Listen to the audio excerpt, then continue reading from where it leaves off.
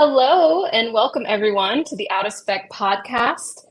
I am your host today, Francie, joined with Kyle. This is probably the first time you're seeing me, and I am new to the Out of Spec team.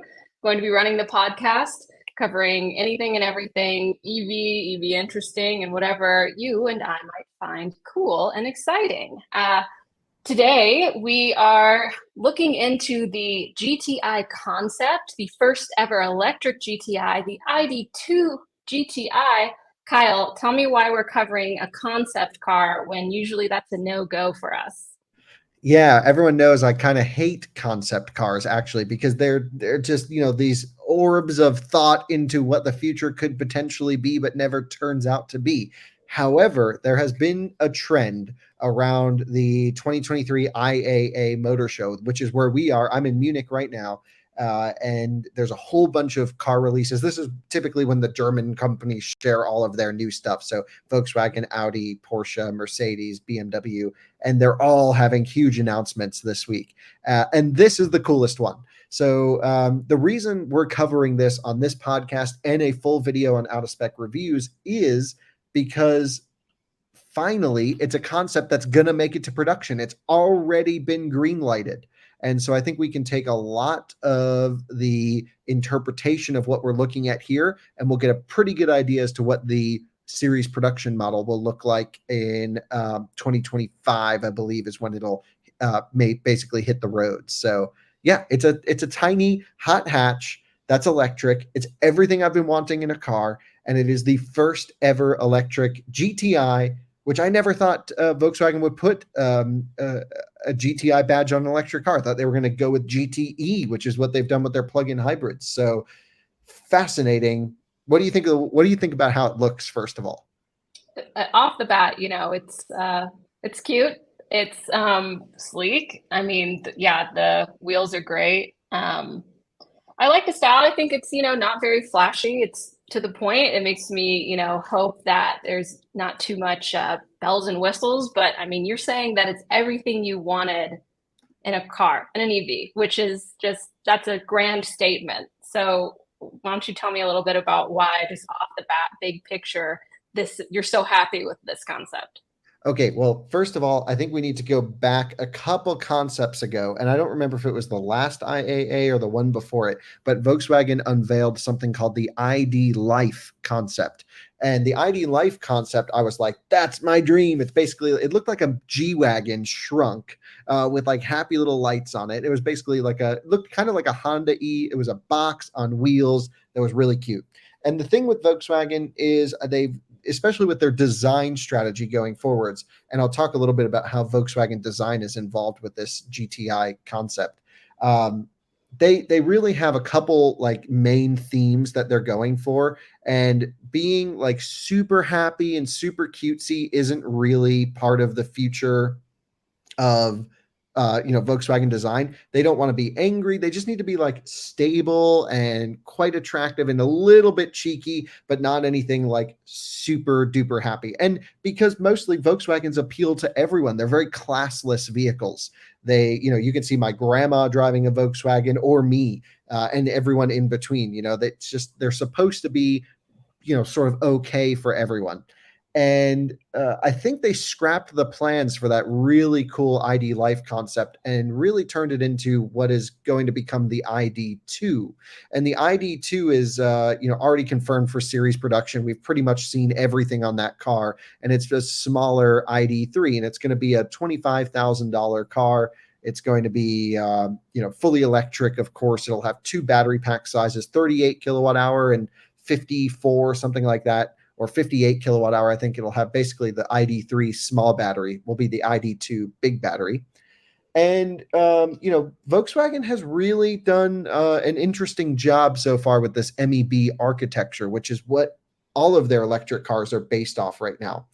But for ID2, they've come up with this like MEB, I forget the exact term, but it's like MEB reduced, or like this small version of MEB.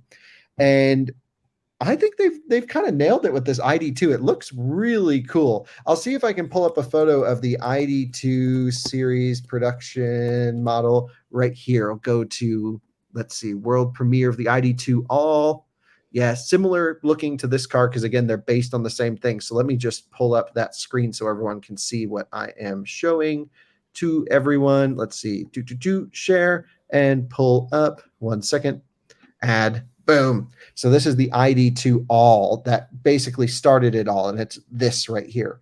And it's a 5-seater, 450 kilometers of range. Yeah, on the MEB entry platform. It's got great lighting, really actually quite nice body lines, these quite aggressive hips and haunches. And the interior looks super cool. I mean, that is the coolest part of this car is the interior has fabrics everywhere. It's got the play and pause buttons. It's got this new steering wheel that looks really nice. And, this looks great. It's going to be front wheel drive instead of rear wheel drive just for packaging and cost. And that's fine. It's a small Euro city hatchback. And when I saw this, I was like, bring it to America. And I think the reality of that happening is very low. However, with ID GTI coming into the mix now, which is, what we're discussing, similar to Golf in the US, we only get the Golf R and the Golf GTI. I think they're going to bring it to the US. They tell me they won't, but I think they will. And I don't know. We don't have enough small, cheap, inexpensive electric cars, Francie, right? What's going on with that? What's going on with that? I mean, Yeah. I'm not sure if it's similar to like the portion sizes of the US where we just got to go big, but just looking at that off the bat, it does, look European for those, the smaller compact cars. But you're right. We do need more options, especially if people are going to adopt EVs, more affordable one. And, they don't have to be the Hummer EV. They don't have to be the Cadillac IQ. They can be a small, affordable commuter car that gets you from point A to point B and, has also impressive specs along the way. I think you can have that all in one package, but I'm not sure why we haven't really taken it off here. Do you think it's just they don't think that the American market will appreciate these cars as much as the European?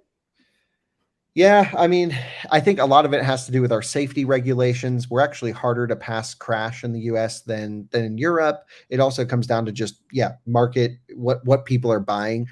Right now, Model 3 is a really hot selling car, especially with Highland just launching now. And that car's nears makes no difference. 29 grand out the door when you factor in credits. It's like, how much cheaper and smaller do you want to go from that? And we also don't have this heritage, especially in Europe, of like this strong desire to drive European cars. And, you drive around Germany and everyone drives a German car because they've always driven German cars and their family works in the auto industry that supports that car that was made. I think in the US, we have a totally different car buying logic. And I think actually automakers in general have just heard America and went, no, we're not giving you the hatchbacks or the small stuff. You just want big SUVs. And that's true for, I would say, the majority of the market. But there is a growing minority of the market that is interested in inexpensive, fun to drive, small premium vehicles. And Mini was the first to capitalize on that in the modern sense. And they sort of lost a little bit of the US, I would say, excitement, but now the new Minis were just unveiled and we'll have, videos on those coming soon. And we're really heating up in this small hatchback world. So on the topic of this GTI, let me walk you through how it was communicated, everything I've done with this so far. Very rarely does a design group get to lead the entire launch of a new car. And that's basically what's happening here is Volkswagen Design, which is a separate sort of organization within Volkswagen, was able to design this car alongside the ID2 also. It was planned from the beginning and to basically go crazy, make it as cool as possible without doing anything like GT3 RS big wings or stuff like that. It is a GTI through and through. And from a technical standpoint, it means we really don't have that many details on this. I'm fairly certain it's going to have the large battery pack from the ID2, the 58 kilowatt hour battery pack. It's going to be front wheel drive. And there's a lot of like neat little things that they're adding into this as well, which is like totally gimmicks left and right. For example, there's going to be a heritage mode where you can make it drive like a Golf GTI Mark 1. And because it has adjustable suspension and the electric motor is infinitely adjustable, and the boat and the sound system is infinitely adjustable, they can actually put the old gauges on, simulate the gear shifts, make it feel slower, and they have like a retro mode, if you will, which is pretty interesting. So you can go from old school to modern. And what's cool is I was able to go to Volkswagen Design in Wolfsburg at the factory earlier this week, and film the car. So I was there firsthand. Now, the one that I filmed was like a clay model because it's just a design exercise at this point. But everyone there was like, "Oh no, we're going to make this thing. Like, this has already been green lighted. It's happening, and we're in." So that's why I agreed to film the concept, because it's actually going to happen and it's going to look like this. Okay, interesting. Because my question was going to be, did you just see it or did you get to get in and drive it around? But no, it was a clay model.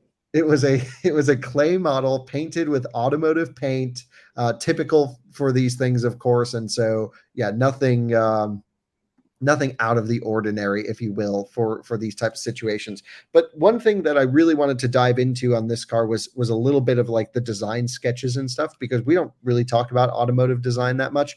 And throughout it, I'll share some of the hardware stuff that I know as well. So let me pull up this and I will share the screen.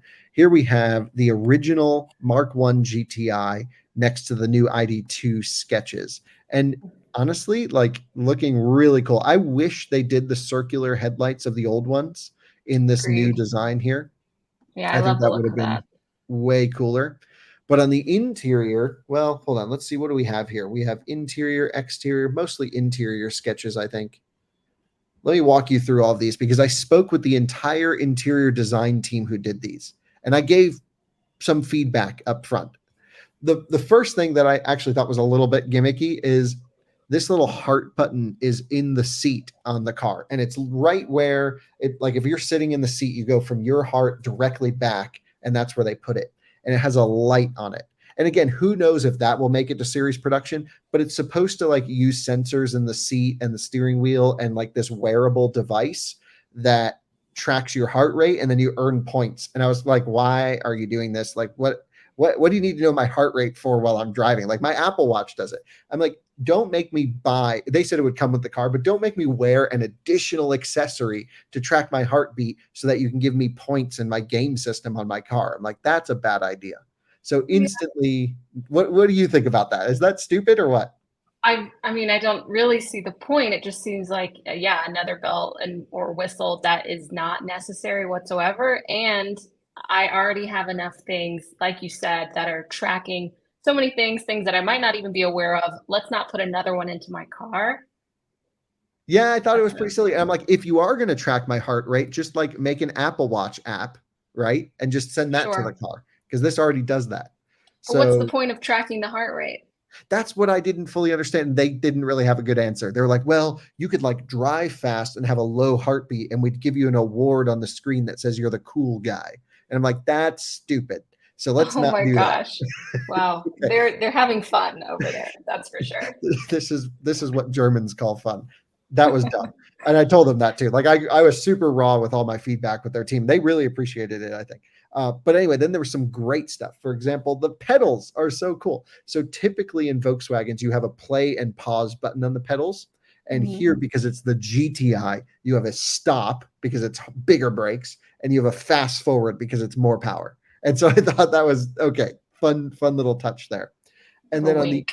yeah, cool. And then on the inside, down in the center console, there's a whole bunch of, they call it power up modes, and wrote them down. I can't remember what they were, but they have like a silver mode is how the car starts up in. And I was like, silver doesn't mean anything to me. It should just be comfort mode. And then they have retro mode. That was cool, and maybe there'll be some sketches of those coming up. It explains that slightly. And then there's a red turbo mode where everything goes red, which looked like a little bit too much red to me. So they said you can customize it and turn everything down, because like literally your head up display, everything went just bright red. And I'm like, that's a bit much. But also, like, don't call it red turbo mode. There's no turbo on this car. Call it like red silicon carbide mode. I don't know. Make it something EV focused, overclock mode. give it some electric, relative stuff. And then there's also a max boost function, which shows me that they really don't want to run the motor at 100% power output for that long. Because if you're doing hot laps or track days, they're going to want you to be probably in that red turbo mode, which is like the one up from base. You'll get more thermal longevity. You can do Autobahn blasts, Nürburgring laps. There's a whole Nürburgring mode in here as well with like the track timer stuff. So it is really built for hardcore driving. That I appreciate that. But this boost mode is good for a launch here or there, but you will get earlier thermal derates is what it sounds like. Yep, here's some more of those images here. What do you think of the stop, fast forward instead of the play pause? That was my favorite bit of all of this. Yeah, I think it's a close attention to detail, a little Easter egg, and it highlights those features of the car. I think, again, it's them having fun, which I like to see in terms of the design, especially if you're coming out with something, they had those concepts that didn't really come out, and hopefully this one is closer. So you can tell that they're excited and being creative. So keep telling me how they've been creative. Yeah, so interesting things. Again, starting off with the bad, and then we'll get to the good. This square-shaped steering wheel where it's curved on the outer edges. That I was like, that's not good. Who wants like? No one likes that. I drove, C8 Corvette has something like this where they have like an aggressive flat top and bottom wheel, and I was like, that is very awkward. I prefer a round wheel. If you get in any Porsche, which is the Volkswagen Group brands, performance brand at least, they all have perfectly round, really awesome steering wheels. Put one of those on your GTI. Like, you already know how to do steering wheels. Don't reinvent the wheel with this square thing, because it's quite awkward when you're trying to feed the wheel through your hand. If you have some lift off oversteer and you're trying to grab wheel, having flat surfaces bugs me a little bit. So I wasn't into that, but they did say they're working on some materials that could make it to series production, where the center strip for the steering wheel can actually see through this sort of translucent, lightweight material around the outside of the wheel. And they can communicate different things with this light in there. So I thought that was quite interesting. They'll also have an option for completely red carpets in the car. I mean, everything GTI has always been red, and they've just gone red to the max. Sounds like it. So you're saying that on the wheel, they can have essentially light showing through to send the driver a message. Yeah, or like I would say like an upshift, but it's electric. So I don't know what they would do with it, but interesting things going on there. Here's the driver selector switch. The entire software system here is very hexagon shape, and I think it paints a picture as to what the next generation UI is going to look like, because the current generation UI is launching in ID4 facelift and ID7 for the US market, and we have a new screen, and it's like software 4, I think, or 5. I can't even remember what ID software we're on, but they said this is the next one after that, and they're like, it's a totally different interface. It's very singular layer, very Tesla-esque, if you will, and so that seems like a good upgrade to me, actually. So let's see what else we're looking at here. We have a seatbelt buckle. Okay, these are again just some design concepts. Right, this right here, if I can go back, this is where they wanted to put that light up heart on the seat, and I'm like, that's not cool. But the seat design, look at this. That is cool, isn't it? Yeah, it's pretty cool. I'm loving whatever they got going on over by this headrest. That looks pretty sick to me. Yeah, head-up display. You can see they'll have lap timers and tracks in there. They do want this to be like a track day weekend toy for the new car enthusiast. So I think that's all cool with me. That's what I'm into. Right. More stuff on the steering wheel. Let's see what other photos they have for us. Yeah, just lots of these things. But essentially, the interior is going to be the same as the ID2 All, just like typical GTI stuff. Extra ambient lighting. And they really showed me some amazing displays that I'm not able to, or I wasn't able to take with me. And what they're showing here isn't really as cool. Yeah, okay. So just more interior design sketches. All right, we're back to the beginning, I think, maybe. Yes. Now this looks pretty cool. Again, I showed you what the close to series production model is going to look like right here. This is the car that I filmed. And what I think is interesting is they're calling it the ID GTI Concept and not the ID2 Concept GTI. Why do you think there's a differentiation? Yeah, that makes no sense to me, because they've always had the Golf GTI. It's never just been GTI. And there have been many models of GTI, many models of R. So I'm not sure what that's really all about. But I can say, like, it looks incredible. It has so many details that harken back to the old school days. There's lots of little air management tweaks on it as well. There's, it's really a design exercise. I'm not a design guy, so when I read through the press release, I'm like, okay, technical bits, that's me. And so there are some technical bits. My guess is this is going to have somewhere around 200 horsepower, 230 horsepower. I hope it has more, but again, it's just front wheel drive. But that's just a pure guess. That's not based on any numbers. So it's going to be way spicier than ID2 All. It's going to have a limited slip front differential, which is huge because that really will take the heat and the stress away from the brakes, trying to transfer the power over. So I'm a huge fan of limited slip front diffs in spicy front wheel drive cars. It's going to have lots of regen. It's going to be tuned with different ESP modes so that you can actually slide it around and do stuff, and they'll let you back off the safety systems. There will be a built-in track map in the head-up display to show your position on the map. And they even say they're going to do, like, maybe they'll have like an ID Spec racing series, but they'll show you where other ID2s are on the same track. Wow, that's pretty cool. That is pretty cool. I don't know if that'll make it to series production, but I just love how, okay, like, they're really focusing on the performance bit here. Right. By the way, the letter I in GTI always stood for injection. It now stands for intelligent. So yeah, they had to come up with something last minute is what I expect happened there. Okay. But yeah, 20-inch wheels, 245, 35, 20-inch wheel option there, and tire size. It's 102.4-inch wheelbase, 161.6 inches overall. So it's actually just slightly longer than the ID2 All. And I think that's because of the extra bumpers, stuff like that. And yeah, I think it's pretty much green lighted. I can't say for sure. I don't think they've said, like, oh, we're 100% making it. But to me, it sounds like they are. They wouldn't be making a big deal of this if it wasn't.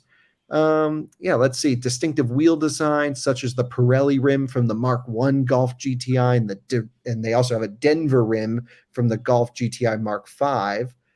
They have 8 double spokes and a striking circle of 8 openings on the inner surfaces. Okay, we can see that there. That makes sense. I'm just cruising through the press release to make sure I didn't miss anything here. Yeah, totally. We got the light up thing on the steering wheel. We have, let's see, golf ball shifter is for the multifunction GTI experience because the shifter's on the steering column. Yeah, 12.9-inch infotainment screen. There's 45-watt USB-C ports, which is okay, but Tesla is now doing 65-watt USB-C ports, so they should up those to match. Mercedes is killing everyone at 100-watt USB-C ports. They have a 230 volt, at least in the EU, full power socket though, so that's great to have in there. So you'll have some vehicle to load functions, and that's about all we can share. Not many details yet. There's a 60-40 split in the back. The whole front seat folds down as well. All the same features of ID2, all just GTI'd, and I love it.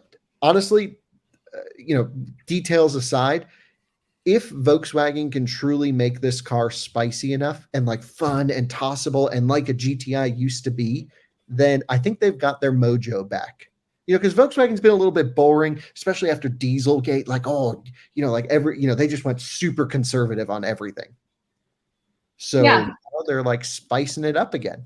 Having some fun again, getting creative with the design. It seems like it's even a little gamified and, track oriented. It sounds like truly a fun concept. It's awesome to see how excited you are about it.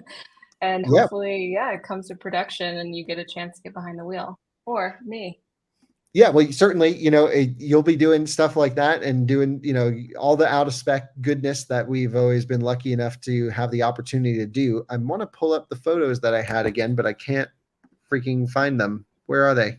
Here we go. Boom. I think that should share it. There we go. So there's me with the car. My favorite angle is this right here. This looks incredible. That wheel, that wide arch. The arches are wider than on the ID2 All. I would take that GTI badge off the door because I don't want people to know what I'm driving. The wheels are next level. The air skirt, the what do we call it? The air scarf at the bottom, the little lower. Gosh, my brain is going crazy. It's 1:12 in the morning as I'm recording this with you. But anyway, all of the underbody stuff looks really nice and aggressive. The back end of this car is particularly spicy as well. See if I can pull up a photo of the back end. There we go.